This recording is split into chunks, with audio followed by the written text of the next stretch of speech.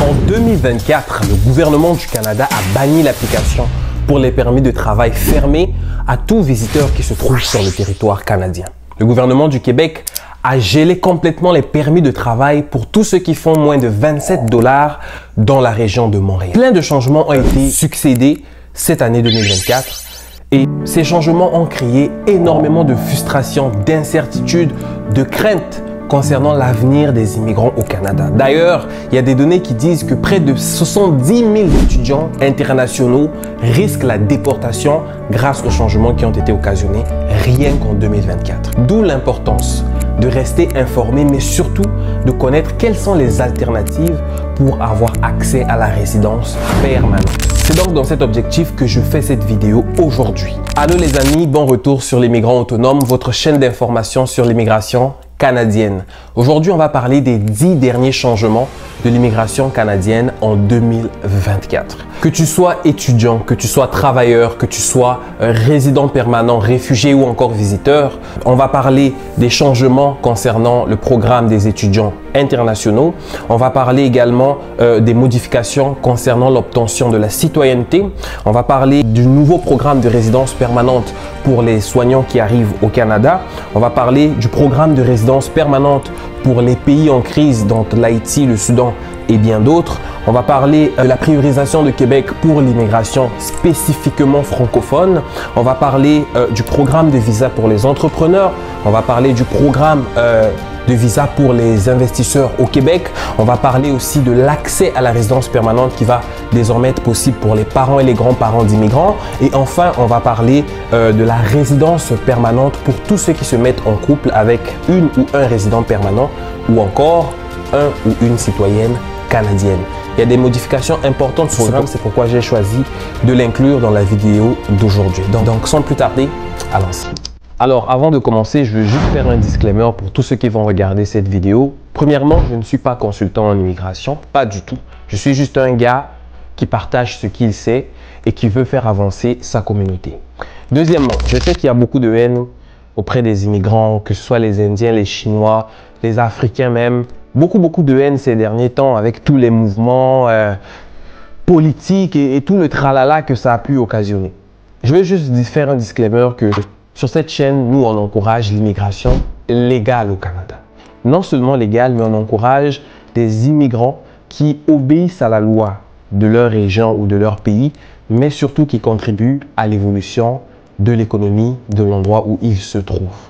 Donc, ayant dit ça, je veux rappeler simplement aux immigrants que votre caractéristique principale, même si vous manquez toutes les caractéristiques que j'ai citées là, la première, c'est que vous ne puissiez jamais oublier d'où vous venez. Vous êtes des Africains, pour la plupart, même des Français, ça c'est votre problème. Mais il ne faut jamais que vous oubliez d'où vous venez et toujours garder en tête tes projets pour ton pays, mais surtout garder à cœur d'où tu viens et les personnes qui te ressemblent. Parce que je suis au courant de toute la rage qu'il y a autour de l'immigration, surtout auprès des immigrants au Québec. Je veux juste rappeler aux Québécois qui vont peut-être regarder cette vidéo que personne n'est parfait. Que ce soit un immigrant, que ce soit même un Québécois, il y a toujours des gens utiles à la société et d'autres peu utiles. Des gens qui font du bien et d'autres qui font du mal. Alors devant moi, j'ai mon ordinateur et j'ai toutes les recherches que j'ai pu faire pour cette vidéo. Donc c'est normal, si je regarde en bas, c'est pour vous donner l'information exacte que j'ai trouvée. Mais surtout, j'inclurai dans la description de cette vidéo tous les liens aux informations que j'ai afin que vous aussi vous puissiez regarder. Parce que des fois, je peux mal interpréter quelque chose, je n'ai pas la science infuse. Donc, je vous fais confiance d'être vigilant et surtout d'apporter une clarification aux choses que j'aurais peut-être moins bien expliquées. D'accord? Alors, on va commencer par la modification apportée au programme des étudiants internationaux. En 2024, le programme d'étudiants internationaux du Canada a subi plusieurs modifications. Donc, selon IRCC, ils ont mis en place un seuil d'admission maximale de 360 000 étudiants internationaux. Donc, ce plafond-là va être succédé par la nécessité supplémentaire d'avoir une lettre d'attestation provinciale. Ce qui n'était pas le cas auparavant. Avant, c'était seulement le Québec qui choisissait lui-même ses étudiants, etc., etc. Avant, c'était juste au Québec qu'il fallait demander un CAQ, mais à ce qui paraît, ce ne sera plus le cas. En plus de cela, les universités vont désormais avoir un nombre fixe d'étudiants internationaux qu'ils peuvent accepter chaque année. Avant, c'était du freeway pour tout le monde. Genre, il n'y avait pas vraiment un nombre. Genre, c'était selon la capacité des universités, privées comme publiques. Mais désormais, il y a un nombre qui va être fixé pour les universités.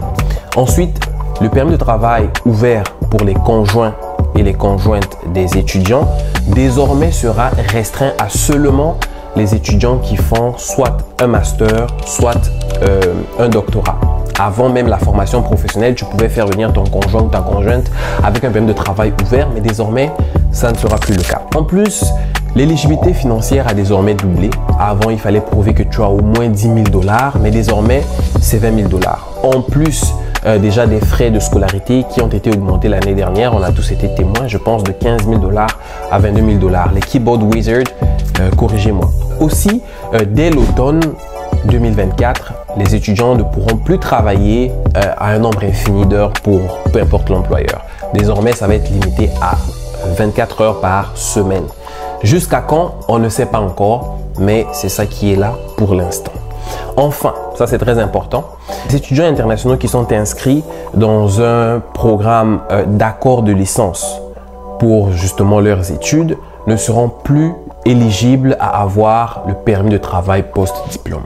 Je vais expliquer cela. Un accord de diplôme, c'est un partenariat entre les universités ou les collèges privés et le public que le gouvernement avait créé. En fait, cet accord permettait aux étudiants d'obtenir un diplôme à l'issue d'un programme dispensé par un collège professionnel privé pour le compte d'un établissement d'enseignement public qui est admissible au permis de travail post-diplôme. Pour faire simple, avant, les collèges privés, la plupart n'étaient pas des établissements d'enseignement désignés, donc n'étaient pas éligibles à permettre à un étudiant international de faire une application pour le permis de travail post-diplôme. Donc, il y avait un programme que le gouvernement avait mis pour permettre à ces étudiants-là, malgré d'avoir étudié dans des établissements non désignés, de pouvoir quand même convertir leur diplôme, si je peux le dire comme ça, pour des établissements qui sont désignés pour enfin justement avoir un permis de travail post-diplôme. Mais désormais, ce n'est plus le cas. Numéro 2, ça va être la modification apportée à la loi sur la citoyenneté. Donc, avant, les citoyens canadiens nés à l'extérieur du Canada ne pouvaient pas transmettre la résidence permanente à leurs enfants. Et donc, ils ne pouvaient pas demander l'attribution directe de la citoyenneté pour leurs enfants nés à l'extérieur du Canada. Disons que tu es citoyen canadien. Tu as ta femme qui est au pays, tu l'as enceintée. Ton enfant, avant, tu ne pouvais plus lui donner la résidence permanente, même si c'est ton enfant et que tu es canadien, parce qu'il est né à l'extérieur du Canada. Mais désormais, le gouvernement est en train d'essayer de remédier à cela grâce à un bill, si on peut dire, donc un projet de loi C-71 qui désormais va permettre l'attribution de la citoyenneté aux enfants qui sont nés à l'extérieur du Canada, que ce soit pour les citoyens canadiens et leurs descendants. Et là, ce qu'ils veulent faire, c'est d'aller jusqu'à la 2e génération, ce qui est très important. En gros, je vais vous lire ce que c'est pour ne pas me tromper. De quoi il s'agit ici? L'admissibilité à la citoyenneté canadienne par ascendance est basée sur la loi sur la citoyenneté, en vertu de l'article 3 du paragraphe 3.1b. Décrit qu'une personne née en dehors du Canada qui, au moment de la naissance, a un parent canadien, autre qu'un parent adoptif, est un citoyen canadien.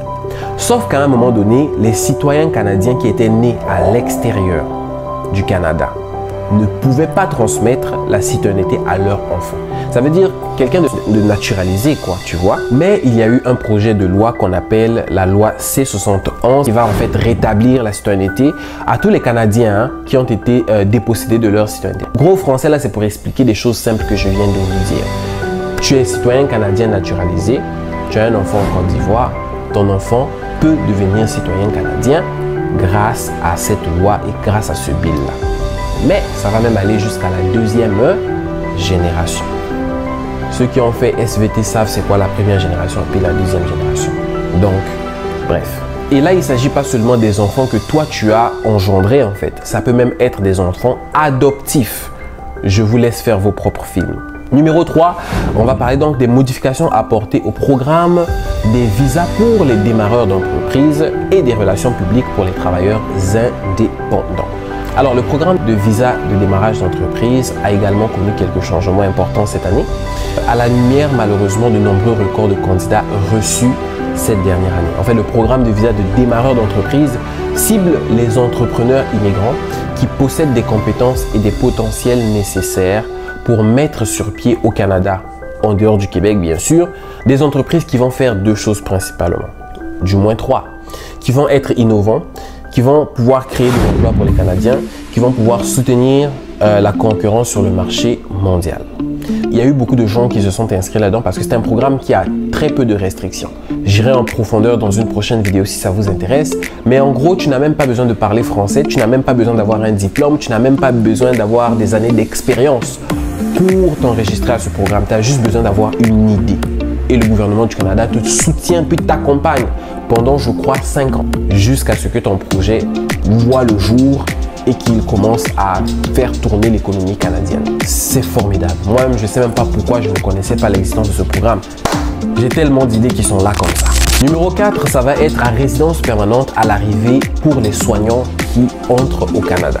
Alors, IRCC a annoncé un nouveau programme, pilote des relations publiques à l'arrivée pour les aides soignants en juin 2024. Donc, ce programme-là va remplacer les programmes de garde d'enfants en milieu familial et les travailleurs de soutien à domicile. Donc, les soignants qui ont obtenu un permis de travail canadien vont pouvoir désormais être admissibles à la résidence permanente à leur arrivée, sans avoir à acquérir au préalable un an d'expérience au Canada. Parce qu'avant, c'était le cas. Il fallait d'abord que tu travailles et après, tu demandes la résidence. Mais désormais, tu as un permis de travail, tu es aide-soignant, directement tu peux demander ta résidence permanente. Ça, c'est fabuleux. Ce programme vise à offrir aux aides-soignants des voies directes vers l'emploi et la résidence permanente, tout en répondant aux besoins croissants du Canada en matière d'aide-soignants. Le 5e programme, ça va être le programme d'immigration des investisseurs du Québec. Ça, c'est un programme qui met un peu à côté beaucoup de gens parce que le Québec ici vise les gens qui ont une valeur nette d'au moins 2 millions de dollars. Oui, 2 millions de dollars pour être admissible à ce programme.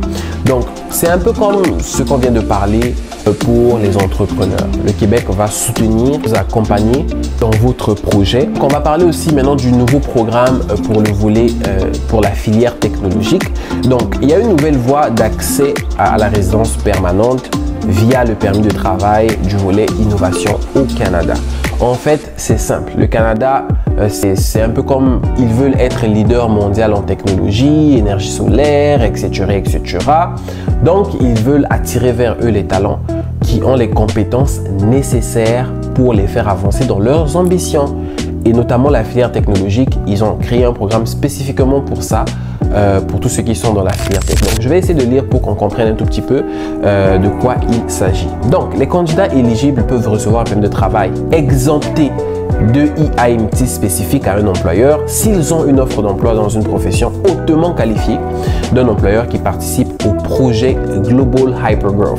Donc, ces candidats dont l'offre correspond à la catégorie soit 0 et 1 vont pouvoir bénéficier d'un traitement plus rapide de leur candidature. Donc, que ce soit pour la résidence permanente comme pour le permis de travail, ils vont avoir une certaine priorité parce qu'ils remplissent les critères du Canada. En tout cas, ils disent aussi que le permis de travail délivré dans ce cadre va être délivré une durée de 5 ans et que ça va être vraiment spécifique à un employeur.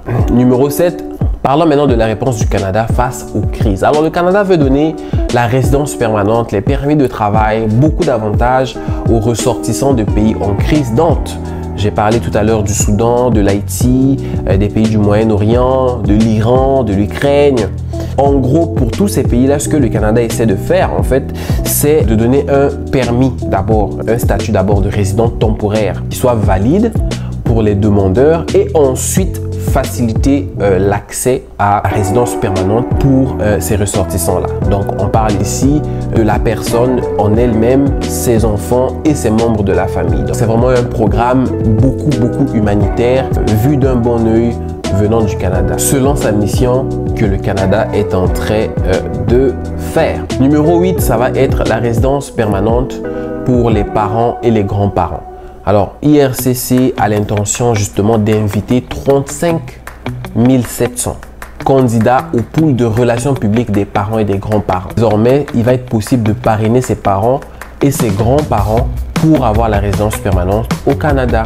Donc, ils vont être sélectionnés bien sûr au hasard parmi le bassin. Hein, vous savez un peu comment ça se passe. Et s'ils sont invités, ben justement, ils vont pouvoir avoir la résidence permanente. Et IRCC a déjà commencé à émettre des invitations dès mai. Donc, depuis le mois de mai, IRCC a déjà commencé à émettre des invitations pour ceux qui ont voulu parrainer leurs parents ou encore leurs grands-parents. Numéro 9, donc, ça va être la priorisation de Québec pour l'immigration francophone. C'est pas nouveau, on le sait que Québec, c'est une petite partie du Canada, sans être discriminatoire, qui parle français. La seule province au Canada qui a pour langue officielle le français uniquement. On est au courant du Nouveau-Brunswick qui a français puis anglais comme langue officielle. Mais le Québec, c'est vraiment la seule qui ne veut que parler français et garder sa culture française. Quelque chose dont j'ai toujours été très admirateur venant des Québécois parce que j'ai quand même lu quelques pages de leur histoire et c'est un peu placé courageux. Moi, je soutiens absolument le Québec dans leur perspective aussi parce qu'il y a un petit conflit d'intérêts, bien sûr, parce que je parle français et que je sais que la plupart des gens qui me ressemblent parlent français. C'est à peu près ça. Le Québec va traiter plus rapidement les demandes de ceux qui ont étudié en français, qui ont parlé français et surtout s'ils sont dans des catégories de choix, va accepter plus d'immigrants francophones que d'anglophones au Québec parce qu'avant c'était pas ça. Tu vas à Montréal, beaucoup de gens, dans des supermarchés, dans des endroits très fréquentés par la population locale, ben, tu vas te rendre compte que quasiment tout le monde est anglophone, même si on est au Québec. Donc enfin la phrase « T'au Québec, sit » va prendre son sens. T'au Québec, sit. Oh shit, oh. Pour dire que l'immigration va vraiment être priorisée, sans être discriminatoire bien sûr, prioriser l'immigration francophone. Moi je trouve que c'est correct. Ils ont le droit de faire ce qu'ils veulent, surtout quand c'est des enjeux de leur identité et de leur culture qui sont mis en jeu. Ce que justement les Africains font aussi. Tu joues avec notre culture, tu joues avec notre identité, ça marche pas ben. Ensuite, la résidence permanente pour les conjoints de fait, on sait tous que le conjoint de fait, c'est quelqu'un qui se met en couple avec quelqu'un, avec bien sûr intention de faire sa vie ensemble par amour, pas pour les papiers, ça je le précise parce que malheureusement il y a beaucoup de petits malins qui viennent essayer de contourner, qui se mettent avec des gens juste par intérêt. Bon, vous faites ce que vous voulez, je ne juge personne, mais de base on est censé se mettre en couple avec quelqu'un, prévoir vivre avec quelqu'un par amour, pas pour les papiers, même si la réalité est souvent très différente. Ce programme-là permet donc à quelqu'un qui est en couple avec un Québécois ou une Québécoise, ou encore un résident permanent ou une résidente permanente, d'avoir accès à la résidence permanente via ce programme-là de résidence permanente pour les conjoints de fait. Conjoint de fait, ça veut dire que tu as vécu ensemble avec la personne sans être marié, sans avoir vraiment d'engagement officiel pour un minimum d'une année. Et il va falloir que tu puisses prouver des documents qui montrent que vous avez habité ensemble. Par exemple, le bail d'une maison ou encore des factures d'électricité si vous avez un appartement, des factures pour le vet si vous avez un animal de compagnie. Bref, des preuves que vous vivez ensemble. Et ce programme-là avait eu quelques modifications. Bref les amis, c'est un peu ça que j'ai pour vous pour la journée d'aujourd'hui. N'hésitez pas à commenter quel est le point qui vous a le plus marqué, quel est le point qui vous a le plus réjoui, quel est le point qui vous a moins réjoui et surtout s'il y a des clarifications à faire, des suggestions sur les prochaines vidéos, n'hésitez surtout pas, on reste connectés, on reste soudés entre nous, on s'entraide, on se tient la main et on avance. Parlant d'entraide, je voulais simplement vous glisser un dernier petit mot parce que j'ai une bonne amie à moi, Solange, qui est justement fondatrice d'une organisation qui a vraiment pour but de faire avancer la communauté noire. Cette organisation s'appelle Les Enfants d'ici et d'ailleurs, qui permet aux enfants d'avoir accès à l'éducation, à avoir du soutien financier, à les permettre d'être outillés pour ce monde compliqué, les permettre vraiment d'avoir de quoi se nourrir, de quoi se vêtir, mais surtout de quoi se mettre sous la langue et surtout sur la tête. Et ce programme-là aide énormément les orphelins aussi, pour ceux qui sont orphelins, qui n'ont pas de père ou qui n'ont pas de mère. Vous savez à quel point ça peut être difficile pour un enfant de vivre sans l'un de ses parents, sans le corps familial. Et il y a aussi un volet dans ce programme-là qui permet aux enfants orphelins ou aux enfants démunis, si je peux le dire comme ça, d'être parrainés à des parents québécois. J'ai tellement d'amis qui ont parrainé des enfants qui soient d'Haïti, qui soient du Cameroun via cet organisme-là. Donc, je vous demande vraiment de soutenir cette organisation. C'est plus d'organisations comme ça dont notre communauté a besoin pour être plus forte, mais surtout pour l'amour et la compassion dans le monde. Pour plus de détails concernant cette organisation, je vous invite à visiter leur page Facebook dont le lien sera sur la description, mais surtout à nous soutenir en nous laissant soit un pouce bleu ou soit en donnant un petit $1 pour permettre justement à ce que les choses aillent de l'avant. C'était Daniel de l'Immigran Autonome les amis, j'espère que vous avez apprécié la vidéo, je vous donne rendez-vous pour la prochaine.